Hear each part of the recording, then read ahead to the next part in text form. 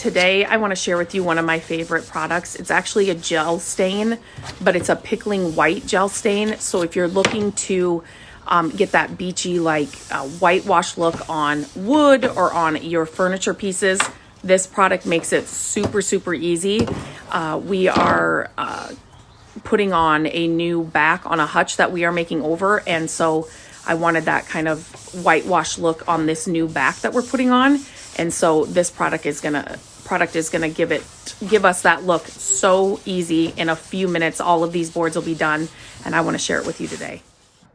Today, I'm gonna share one of my favorite products when you are flipping furniture. This is a great product to have on hand. If you're looking for that whitewashed kind of look, we have a hutch that we are having.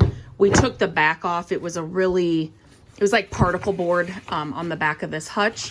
And so we had these leftover slats, like tongue and groove slats, and it's gonna make the perfect backing to this hutch. So I'm trying to put these together so you can kind of see. So anyway, they will be lined up, but I wanted a whitewash, and this will give you the whitewash look. You can add to it. You can do it in layers, so then you can get more of a solid white look, or you can just do it a thin layer, and then it's just like a thin whitewash where you could still see all the knots and stuff in the wood, depending on what kind of look you want. So if you've never used a Picklin white gel stain, definitely check this stuff out. I will leave a link in the description of this video, and you can check it out, but I'll show you how it works here. So we just, go ahead. Matt's here to help me. I always like to wear gloves.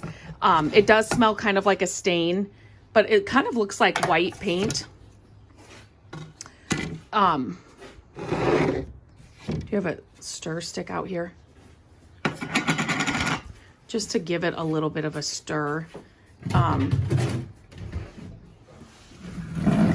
used it the other day, so it still needs I don't know if you can tell when I'm shaking it. You can kind of see where it's kind of watery on top, and the gel stain part is more at the bottom, settled at the bottom. So we're gonna get it stirred up, and then I'll show you how it works. So Matt's just gonna use this. We're just gonna stir it up here, but you can kind of see. So you just kind of want to make sure that it's not just all watery. You're just gonna stir it up. So obviously we're gonna just stir it up, make it smooth, and then it's super easy to use. You can definitely use like a foam brush if you want to. We've got so much to do here, so we're just gonna use a rag and kind of rub it over all of it. So, but definitely use a foam brush if that's what you want, or like a foam roller. But I just kind of want Matt to show you the different like looks you can get with this, if that makes sense. Is that the right side? I can.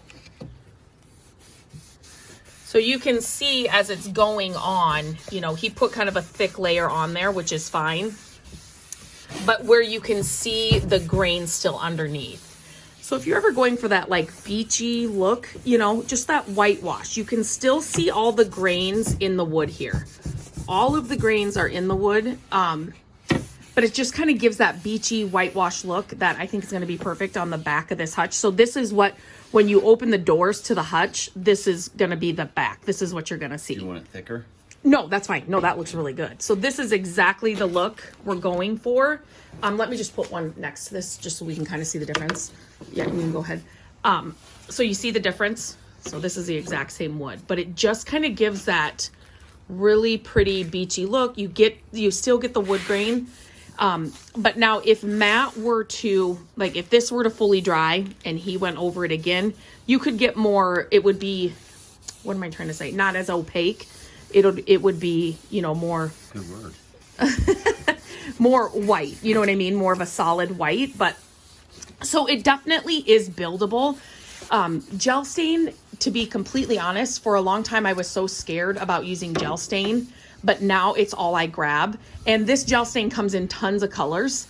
My favorite stain color would be the walnut. But I just love the gel stain. It really covers beautifully. It's easier to put on. It's easier to put on, like Matt said. It's, I don't know, it's thicker, but like, I just love the finish it gives, and it's so easy to work with. And again, it's not, I really thought with gel stain, I'm like, oh my gosh, so I have to be super careful like it's paint, or it's like, not at all.